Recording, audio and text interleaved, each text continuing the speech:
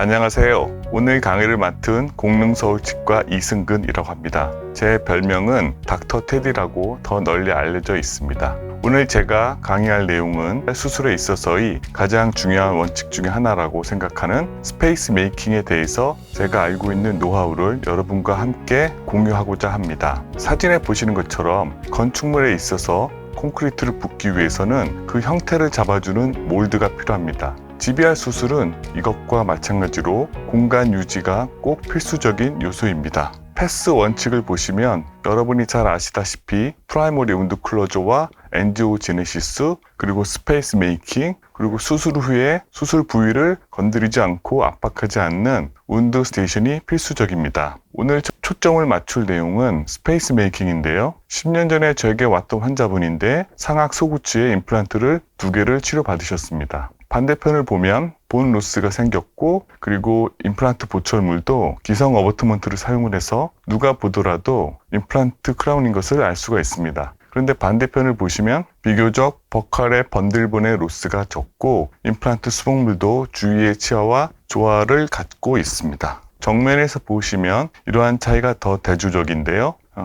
이 이유는 카이트 오브 컨투어, 즉 임플란트 크라운의 최대 풍융부를 서비컬에 위치했기 때문에 그렇습니다. 그런데 기존에 본로스가 있는 보철물은 하이트 오브 컨투어가, 즉 최대 풍융부가 코로나 쪽에 위치하기 때문에 누가 보더라도 부자연스러운 임플란트 보철물을 환자에게 주고 있는 것입니다. 이를 해결하기 위해서는 임플란트보다도 버칼 쪽으로 더 많은 양의 본로스를 보상을 할 수 있는 본 컨투어 오그멘테이션이 필요합니다. 저는 이것을 위해서는 주로 하이드록시 아파타이트가 메이저인 제노트와 신세틱 그래프트를 사용을 합니다. 다시 수술의 원칙으로 돌아가서 충분한 플랩의 익스텐션, 그리고 얻어지는 프라이머리 클로저, 그리고 워터타이트한 수처가 필요하고요. 그리고 엔지오제네시스를 위해서는 플랩의 충분한 힐링을 기다리는 그런 타이밍이 필요하고요. 그리고 코티칼본의 많은 디코티피케이션을 통해서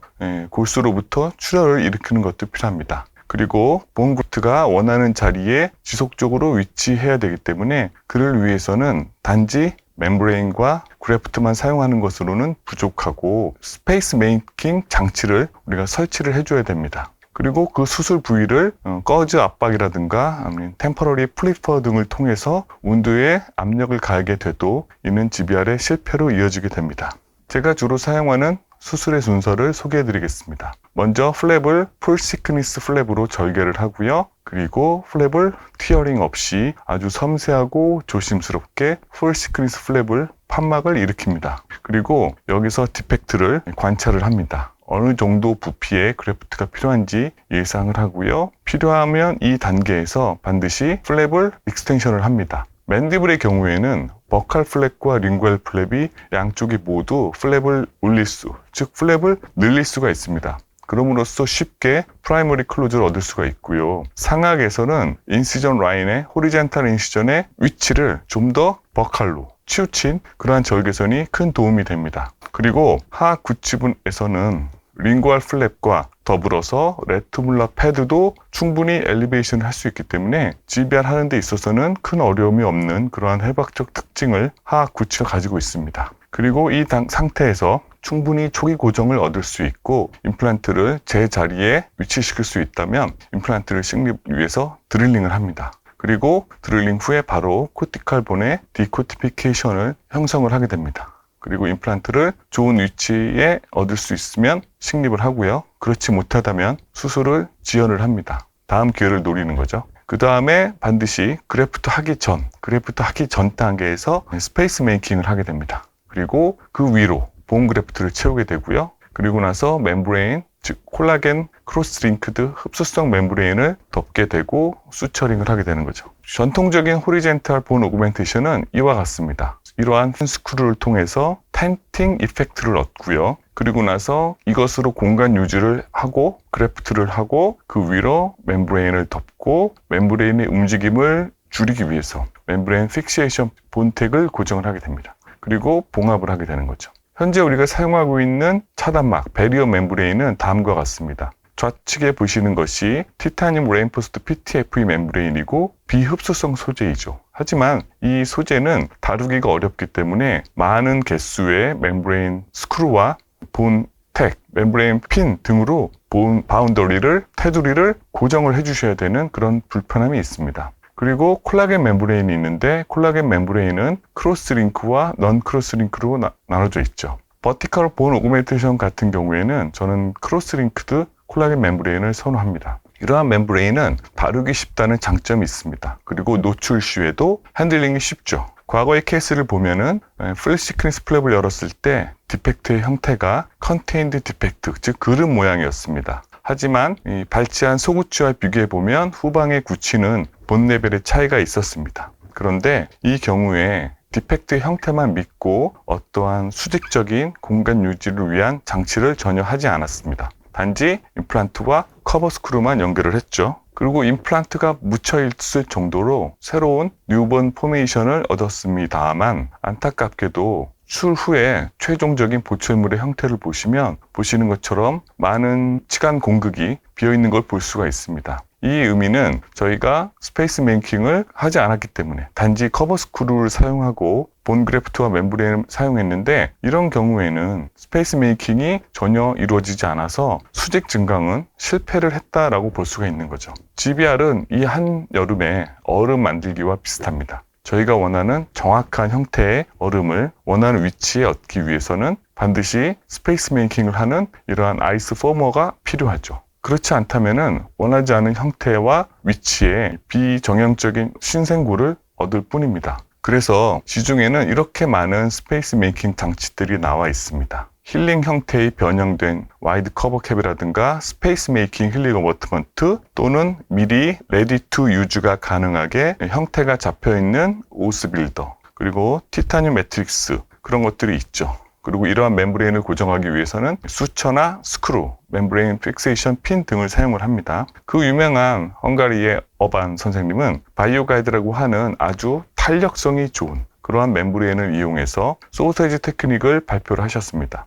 이러한 소세지 테크닉은 6개에서 7개 정도의 무수히 많은 멤브레인 핀을 고정을 해야 되는 그런 번거로움이 있죠. 그리고 크로스링크 멤브레인에서는 이러한 다수의 핀 고정은 멤브레인을 찢게 하기 때문에 어렵습니다. 소세지를 담고 있는 이런 야구장의 핫도그를 보신 적이 있을 겁니다. 이 의미를 다시 한번 설명을 드릴 텐데요. 제가 가장 여러분께 추천하는 손쉬운 가장 간단한 스페이스 메이킹 장치는 4mm 직경에 2mm 높이를 가진 힐링 어버트먼트를 임플란트에 연결을 하고 그 낮은 힐링 어버트먼트를 서브머지를 시키는 프라이머리 클로즈를 하는 그런 방법입니다. 케이스를 보시면은 하악 구치부에 2개 임플란트를 식립을 했고요. 링구알 본보다는 픽스처를 한 1.5에서 2mm 정도 낮게 심었습니다. 그리고 2개 임플란트에 2개의 힐링 어버트먼트를 연결을 했죠. 직경은 4mm고요. 높이는 2mm입니다. 그리고 그 중간과 버칼본의 결손부를 그래프트를 채우고 멤브레인을 덮고 봉합을 하게 됐습니다.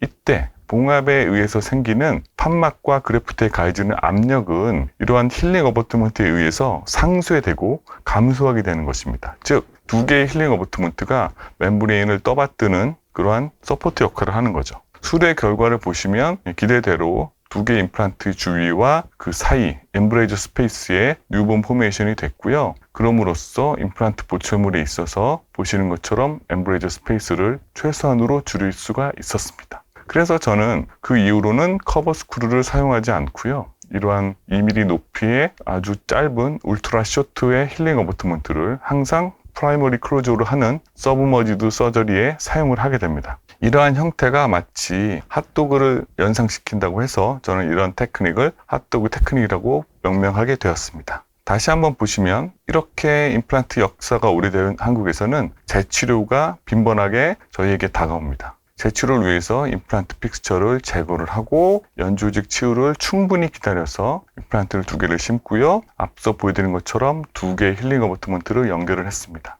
그리고 그와 크로스링크 멤브레인을 연결을 했죠. 보시다시피 뮤코진지발 정전에 체인지가 너무 심하기 때문에 언커버링 서저리 한 달 전에 미리 앞서서 프리 진지발 그래프트를 해주었습니다. 그리고 아주 심플하게 한 달 뒤에 언커버링을 하는데, 앞서 보여드린 케이스와 달리 커버 스크루가 아니라 높이가 있는 힐링 어버트먼트를 사용을 했기 때문에 언커버링을 하는 데 있어서도 우리가 판막을 열자마자 바로 쉽게 임플란트 위치를 찾을 수가 있는 거죠. 그리고 더불어서 임플란트 두 개 사이에 공간에 또 임플란트 주위에도 텐팅 효과를 얻을 수가 있는 그런 좋은 툴입니다. 그래서 프로비저널과 최종 부처물까지를 완성을 했고요. 그래서 이러한 방법을 저는 소세지 테크닉이라고 부르는 거죠. 과거의 호리젠탈 본 오그멘테이션은 픽세이션 스크루를 치독을 해서 가로로 고정을 한 거죠. 그래서 호리젠탈 본 오그멘테이션을 위한 스페이스 메이킹을 사용을 한 건데요. 물론 좋은 결과를 얻었습니다.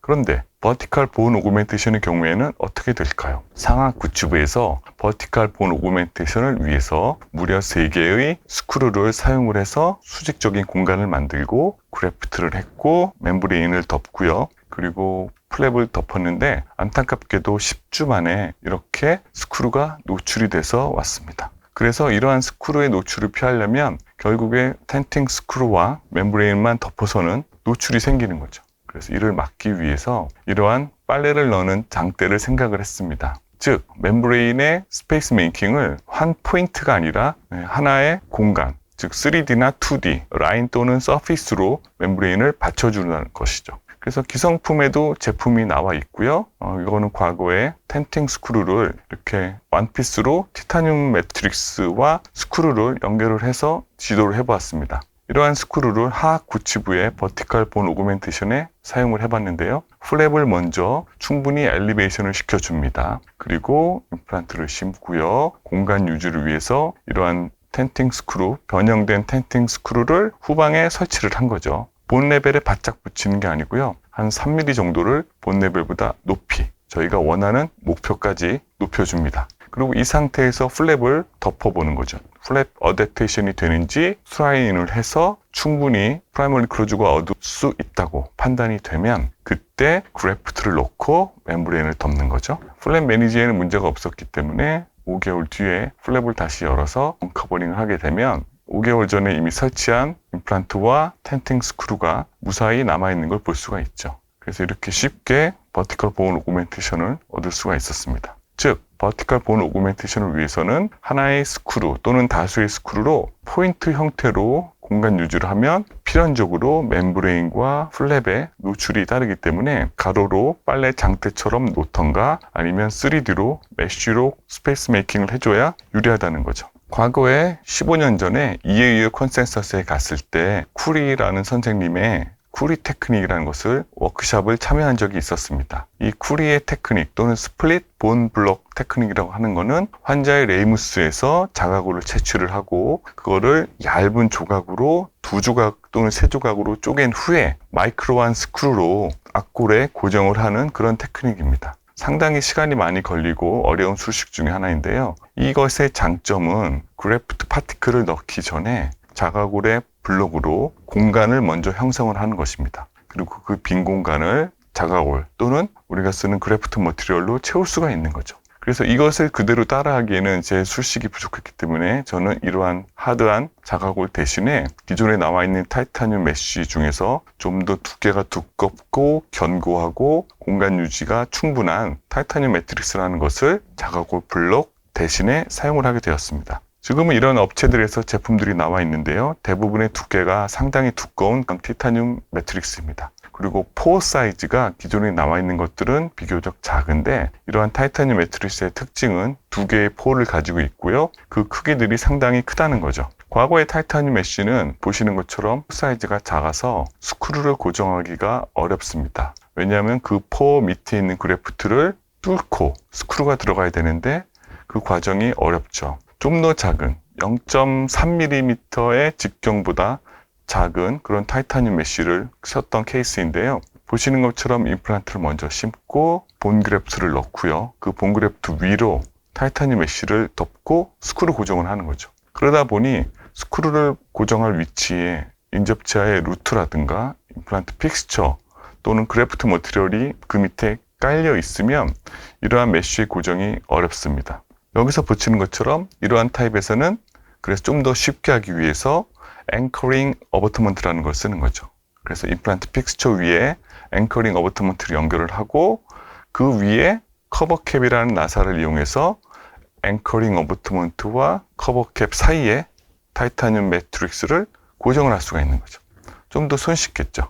그리고 이렇게 포어 사이즈가 큰 제품들은 영상에서 보시는 것처럼 위험한 해박적 장애물들이라 피해야 될 곳을 충분히 보면서 미리 피할 수가 있기 때문에 제가 말씀드리는 그래프트 하기 전에 스페이스 메이킹을 하는 것은 이러한 장점이 있습니다. 최근에는 캐드캠 테크닉을 통해서 3D로 프린트한 타이타늄 메쉬를 쓰기도 하는데 이러한 것들은 수술 현장에서 미리 제작을 하기 때문에 막상 임상에서 사용을 할 때 조금 변형을 가하고 싶을 때는 이런 프린트된 타이타늄 메쉬는 무용지물이 되는 경우도 있습니다.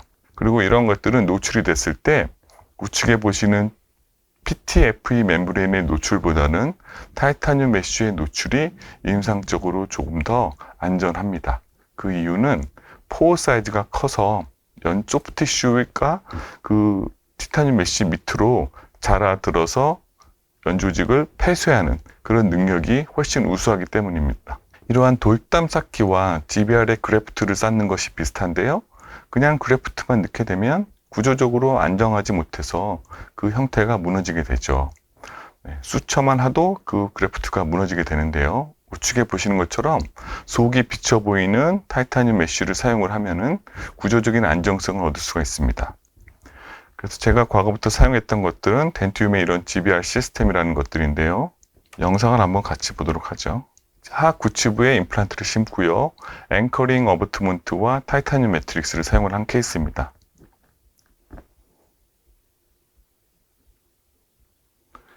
앞서 말씀드린 것처럼 하악 구치부는 플랩이 모두 다 늘어나기 때문에 어떠한 양의 버티컬 본 오그멘테이션도 쉽게 우리가 플랩을 늘릴 수 있는 그런 특징을 가지고 있습니다. 먼저 전층으로 플랩을 열고요. 가장 먼저 골면을 확실하게 이런 오반 나이프를 이용해서 본 커팅을 합니다. 그러니까 뼈를 자를 정도로 그런 압력을 가해서 절개를 해주는 것이 플랩을 클린하게 자를 수 있는 그런 요령이고요. 보통은 끝이 둥근 페리오스탈 엘리베이터나 부저 엘리베이터 등을 이용해서 링구얼 플랩을 박리를 먼저 하게 되는데 처음 하시는 분은 너무 불안하면은 골면을 따라서 손가락을 넣어도 그래도 플랩이 안전하게 늘어납니다. 그럼으로써 링구얼에 있는 마일로 하이오이드 머슬을 디태치를 시켜주는 거죠. 링구얼 플랩은 이 정도만 해도 충분하고요. 그 다음에 임플란트 드릴링을 하게 됩니다. 5, 6, 7 3개의 임플란트 식립을 위해서 하나씩 드릴링을 하고 3개의 임플란트를 식립을 하게 됩니다. 통법대로 하는 것이기 때문에 문제는 없을 거고요. 이 와중에 버칼 플랩은 페리오스탈 릴리징 인시전을 뮤코진지발 정션 바로 밑에 부여하게 됩니다. 그러면 버칼 플랩에서 약간의 블리딩이 있을 수가 있겠죠. 하지만 드릴링 하는 시간 동안에 블리딩이 자동으로 저절로 멈추게 되는 거죠. 그러면서 드릴링을 계속 하고요. 필요하면은 디코티피케이션도 임플란트 심기 전에 미리 시행을 해주는 것이 보다 안전합니다. 그래서 이러한 페리오스탈 릴리징 인시전을 드릴링 하기 전에 미리 하는 이유 중에 하나는 출혈이 발생할 때 수처를 하게 되면 다루기가 어렵거든요. 그래서 출혈이 있는 수술 과정을 수술의 초반부에 미리 진행을 함으로써 후반부에 봉합을 할 때쯤 되면 출혈이 저절로 멈춰 있기를 바라는 그런 효과를 기대하는 것입니다. 그래서 3개의 싱글 크라운을 만들기 위해서 임플란트 3개를 각각 적절한 위치에 식립을 하게 되는데요. 저 같은 경우에는 임플란트의 3개의 플랫폼이 동일한 평면상에 위치하도록 신경을 쓰는 편입니다. 아무래도 플랫폼 길이의 높낮이가 차이가 있게 되면 본노스가 뒤따를 수밖에 없거든요. 그래서 플랫폼의 높낮이를 일정한 평면에, 동일한 평면에 놓는 것이 요령입니다. 그리고 파이널 드릴링을 할 때도 이렇게 주수 없이 하는 경우도 있습니다. 100rpm 이하의 저속으로 주수 없이 드릴링 하는 것도 드릴링을 정확하게 할 수 있는 방법이고요. 보시는 것처럼 3개의 임플란트를 다 심은 후에는 앵커링 역할을 하는 앵커 어버트먼트를 이 임플란트 3개 중에 연결을 합니다. 그리고 그 3개 중에 하나에는 타이타늄 매트릭스를 고정을 할 수가 있죠. 이때는 십자 헤드를 가진 접시 머리에 픽세이션 스크루를 이용해서 앵커와 함께 연결을 하고요. 하나의 고정으로는 부족하기 때문에 최후방부에는 잔존 치조제 골에 드릴링을 하고 6mm 정도의 픽세이션 스크루로 치조골 자체에 고정을 한 겁니다. 즉 임플란트 픽스처 위에 앵커에 스크루로 고정을 하나를 하고 후방부에는 픽세이션 스크루로 고정, 2개의 고정을 하는 거죠. 고정이 끝난 후에는 본 그래프트를 채우게 되는데 앞서 말씀드린 것처럼 포가 크기 때문에 그래프트를 채우기가 손쉬운 거죠. 그리고 콜라겐 멤브레인을 덮고요. 봉화를 하게 되면 수술이 끝나게 됩니다.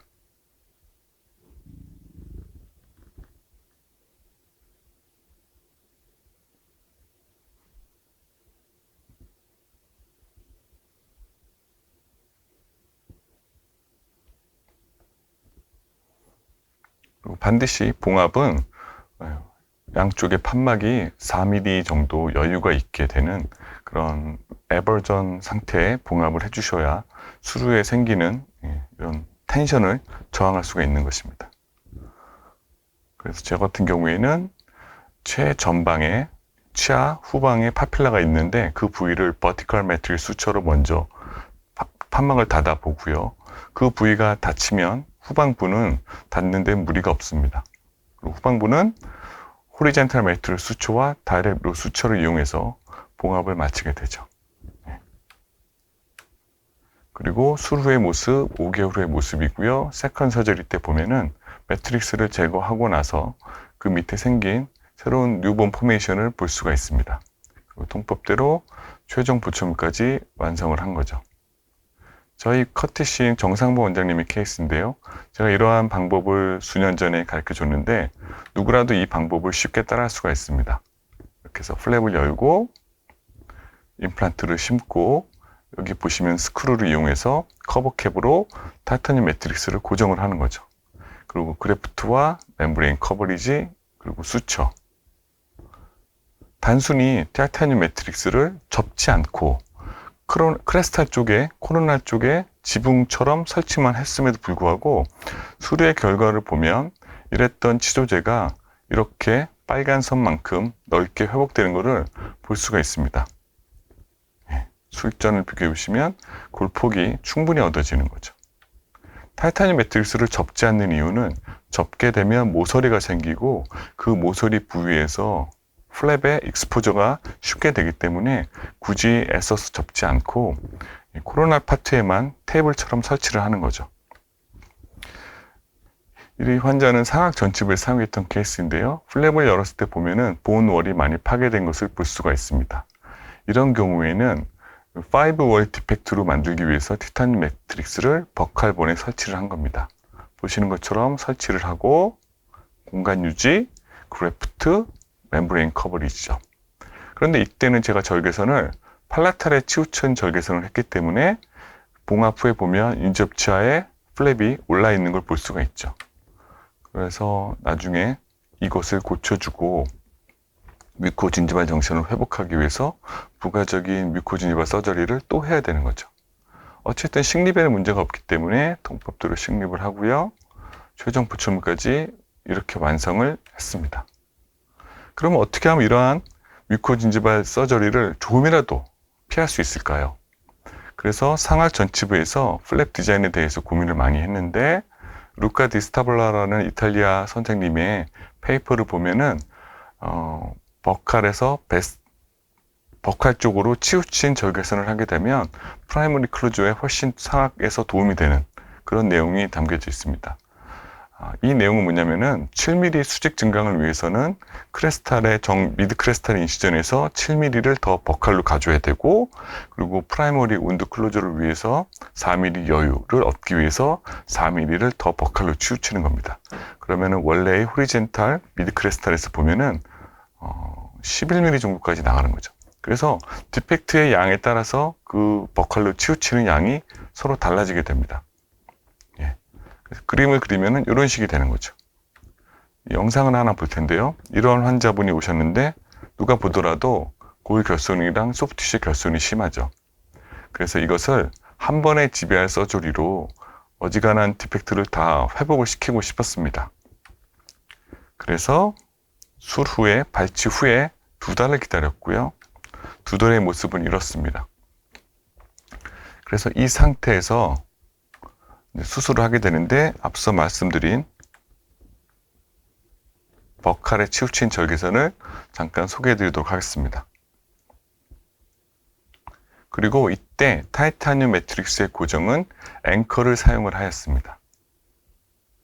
그래서 임플란트를 심고 앵커에 연결을 하는 거죠. 저희 목표는 수평과 수직적인 골 증강이고요. 여기서 수평적으로 얼마큼 많이 절개선을 치우치냐면 이만큼 갑니다. 예. 계산을 한 거죠. 제가 5mm 정도의 수직 증강을 원하니까 9mm 정도로 더 버칼로 치우치게 되는 거고요. 마지막에 수초 이후에는 이 버칼에 치우친 절개선이 어디로 변하는지를 보시는 것이 관전 포인트입니다.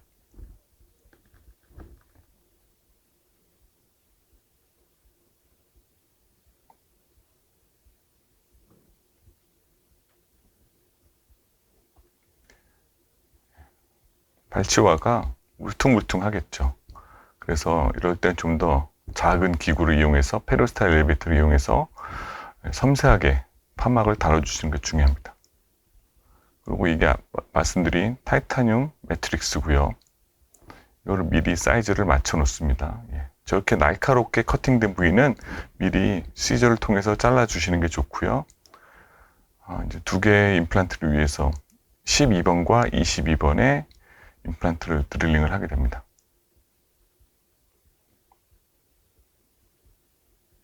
그리고 식립 깊이는 너무 깊게 심으면 필요 없이 저희가 버티컬 본 오그멘테이션을 할 거기 때문에 이 앵커링 어버트먼트 높이 2mm만큼 노출을 시키는 그런 깊이를 택합니다.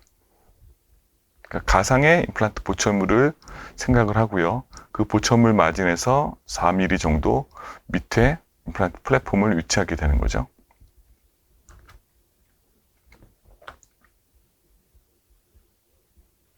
그래서 드릴링이 끝났고요. 이제 자가골 채취와 디코티피케이션을 하게 됩니다.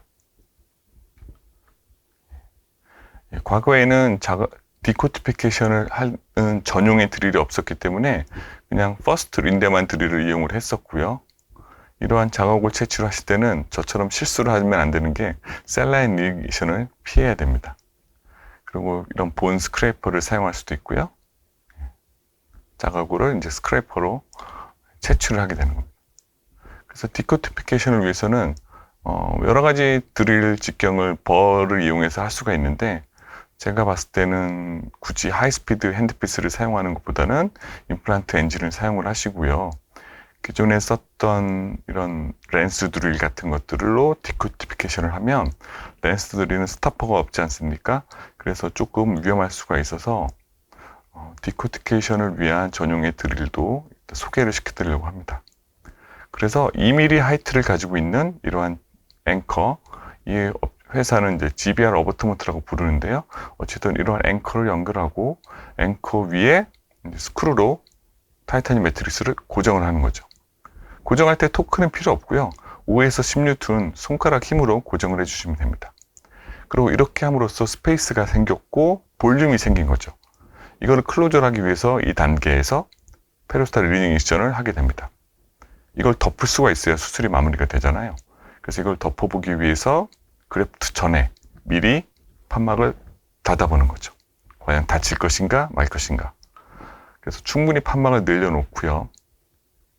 그리고 나서 닫는다. 닫을 수 있다라고 확인이 되면 그때 이제 그래프트를 준비를 하죠. 그래서 많은 양의 그래프트를 저 빈 공간이 많이 있으니까 그 빈 공간을 이용해서 그래프트를 많은 양을 손쉽게 채울 수가 있습니다. 그리고 그 다음 단계는 크로스 링크된 멤브레인을 덮어주고 봉합을 하게 되겠죠.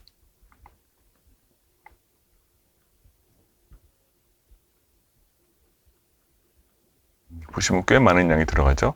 여기서의 특징은 타이타늄 매트릭스의 설치가 치조제 정상인 크레스탈 부위만 있고 버칼 쪽으로는 쓰지 않았다는 겁니다.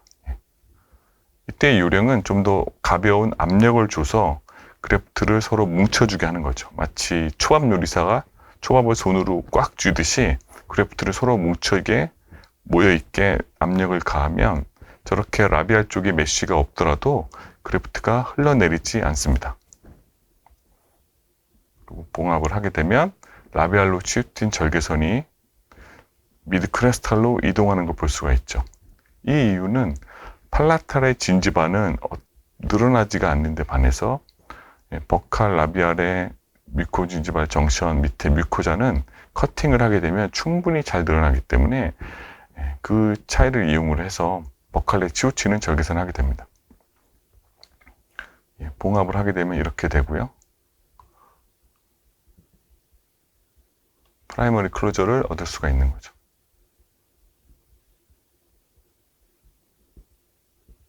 그러면은 이렇게 플랩이 미드 크리스탈로 옮겨진 것을 보실 수가 있습니다. 그래서 수루의 모습이고요. 수루 4개월, 그 다음에 통법대로 매트릭스를 제거하고 임시 수복물을 만들어 줬습니다. 그래서 검 스커핑을 끝냈고 파이널 보초물까지 완성을 한 모습이고요. 수루 CT를 보시면 놀랍게도 임플란트 플랫폼 주위에 마지널 본이 3mm 이상으로 두꺼워진 걸 볼 수가 있죠. 그리고 픽스처 에이펙스 쪽은 오히려 본 그래프트가 거의 들어가지가 않았죠.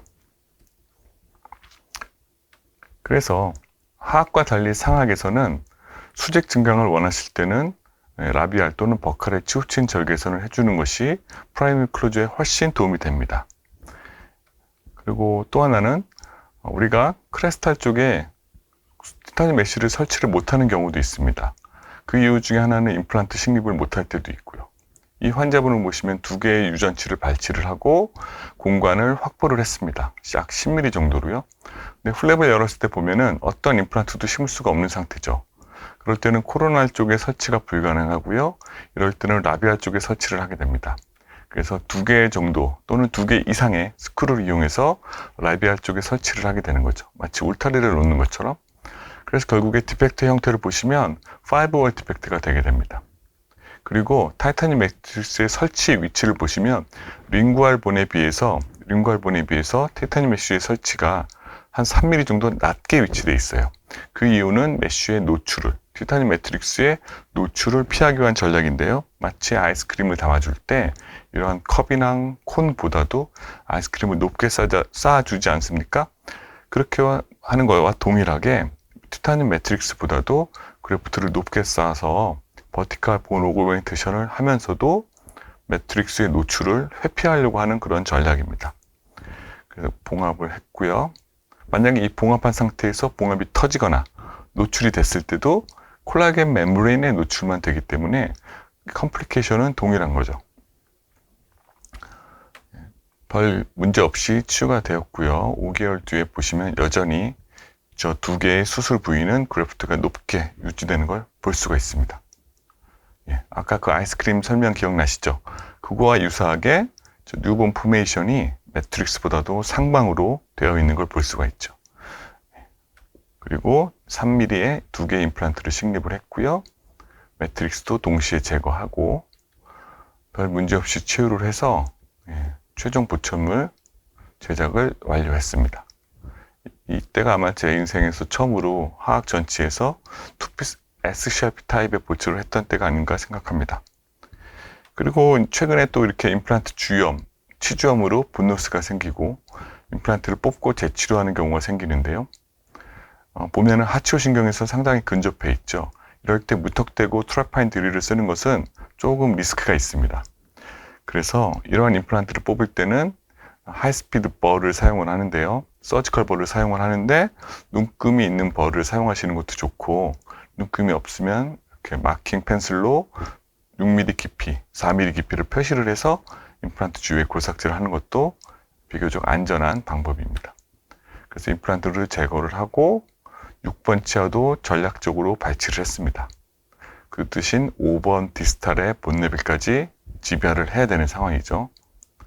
그래서 2달 뒤를 기다렸다가 5번 디스탈 본레벨까지 버티컬 볼 오멘테이션을 하겠다라고 환자분께 호언장담을 했습니다. 실패하면 참 난감한데요. 그런데 6번 부위는 임플란트 식립이 가능해서 조금 얕게 픽스처 스레드가 노출될 정도로 식립을 했습니다. 7번은 좀 어려웠고요. 그래서 6번에 식립을 하고 디코티케이션을 하는데, 우리가 과거에 썼던 이런 짧은 디코티케이션 드릴들은 너무 짧아서 드릴 익스텐션을 써야 됩니다. 그렇게 되면은 드릴 익스텐션과 이런 디코티케이션 드릴이 분리돼서 환자 입에 드릴이 떨어지는 경우가 있죠. 그래서 그것이 불만이어서 최근에는 디코티케이션 드릴을 따로 만들었는데, 보시는 것처럼 길이가 상당히 깁니다. 길이가 아주 길어서 드릴 익스텐션 필요 없이, 드릴의 길이가 무려 40mm이기 때문에, 그리고 스타퍼가 달려 있어서요, 손상 없이, 해박적 너브의 손상 없이 4mm 깊이로 피질고를 천공할 수 있는 그런 드릴을 만들어서 사용을 하고 있습니다. 길이가 길어서 결국엔 익스텐션 필요 없이 안전하게 스타퍼를 이용해서 구멍을 뚫는다는 거죠. 그래서 무수히 많은 구멍을 뚫고요, 앵커링 어버트먼트를 연결하고 티타늄 매트릭스를 연결했습니다. 그리고 후방부에는 픽세이션 스크루 1개를 추가해서 잔존골에 고정을 한 거죠. 그리고 그래프트, 이때의 그래프트는 티타늄 매트릭스보다도 버클링구알로 2mm 정도 더 넓게, 매트릭스의 모서리가 플랩에 닿지 않게 매트릭스보다 더 넓게 고정을 해주시는 게 요령입니다. 그리고 멤브레인, 수처, 문제 없죠? 보시다시피 이렇게 설치를 했고요. CT 모습이고요. 그리고 5개월을 기다렸습니다. 5개월 뒤에 플랩을 열고 메쉬를 제거하고 임플란트 하나 추가로 심어야죠. 보시면은 그래프트가 빠져나가지 않아서 티타늄 매트릭스의 패턴이 그대로 새겨진 것을 볼 수가 있습니다. 2개의 임플란트를 맞아, 2번째 임플란트를 맞아 식립을 하고, 보시다시피, 그리고 뮤코진지발 정션을 고쳐놓는 2차 수술을 또 해줘야 되겠죠. 그래서 이거를 파노라마를 연결을 해보시면 초진부터 임시 수복물까지 제가 환자분에게 약속했던 대로 버티컬 볼 오그멘테이션을 한 거를 볼 수가 있습니다. 그리고 한 2달 정도를 더 사용을 하고요. 프리 진지바 그래프트도 마치고 최종 보철물로 바로 진행을 해서 치료를 종결했습니다. 그래서 이러한 티타늄 매트릭스를 고정하는 방법은 여러 가지가 있는데요. 오른쪽에 보시는 것처럼 텐팅 스크루라는 게 있습니다. 이거는 기능적으로 텐팅 스크루가 아니고 투피스로 된 스크루예요. 그래서 임플란트를 못 심는 경우에는 이러한 텐팅 스크루를 치조제에 고정을 하고 매트릭스를 연결을 하고 텐팅 캡 또는 커버 캡을 연결을 해서 우측에 보시는 것처럼 티타늄 메쉬를 붙잡아 주는 거죠. 이렇게 연결을 해서 중간에 붙잡아 주는 거고요. 이런 앵커링 어버트먼트를 임플란트 연결할 때 사용을 하는 거고, 이 텐팅 스크루는 임플란트를 심지 못할 때 하는 방법이에요. 그리고 이런 식으로 후방에 치조제 정상에 사다리 걸치듯이 놓을 수도 있고, 회전을 막기 위해서는 추가로 스크루를 할 수가 있는 거죠. 그래서 이거를 마하라는 제품이 있는데, 이거는 뭐 어떤 특징이 있냐면은 요 앵커도 1.2 헥사 드라이버를 사용을 하고요. 이 커버 캡도 1.2 드라이버를 사용을 하는 거죠. 기존의 다른 제품들은 서로 각각 다른 드라이버를 사용을 했었거든요. 근데 이 메쉬 앵커 힐링 어버트먼트는 2개 모두 1.1을 하나로 사용한다는 그런 편의성이 있고, 이게 제가 최근에 소개받은 티타늄 매트릭스 그랑데라는 제품인데요. 과거에 있는 티타늄 매트릭스보다도 더 넓게 만든 거죠. 표면적도 넓어지고, 보시는 것처럼 이음새도 이렇게 넓어져서 이것을 사용하면 좀 더 견고하게 사용을 할 수가 있고, 그 다음에 여기 좌측에 보시는 거는 뭐냐면은 홈레이완 교수가 만든 티타늄 프레임이라는 제품인데요. 매우 구조가 유사한 것을 보실 수가 있습니다. 이 홈레이완 교수님의 티타늄 프레임도 티타늄 매트릭스와 마찬가지로 공간 유지를 먼저 하고 본그래프트를 나중에 하는 그런 특성을 가지고 있습니다. 그리고 추후에 이어지는 실습 영상에서 보여드릴 텐데요. 이런 식으로 오른쪽에 보시는 이거는 임플란트와 매트릭스 앵커링 힐링 어버트먼트 그리고 커버 캡을 이용했고요. 그리고 이 후방에 보면 픽세이션 스크루를 연결하는 그런 임플란트를 심을 수 있는 케이스에서의 버티컬 오그멘테이션이고요. 이 좌측에 보시는 것은 텐팅 스크루를 사용을 한 겁니다. 그러니까 리메이닝 본 하이트가 4mm 정도일 때는 임플란트를 심기가 곤란하잖아요. 그럴 때는 텐팅 스크루를 고정을 해서 골 표면에서 5mm, 4mm 띄우는 거죠. 티타늄 매트릭스의 위치를. 그리고 텐팅 스크루와 똑같이 커버 캡을 이용해서 임플란트를 못 심는 경우에도 버티컬 본 오그멘테이션을 할 수 있게 그렇게 고안한 제품입니다. 텐팅 스크루라고 부르고요. 이상 강의를 마치겠습니다. 경청해 주셔서 감사합니다.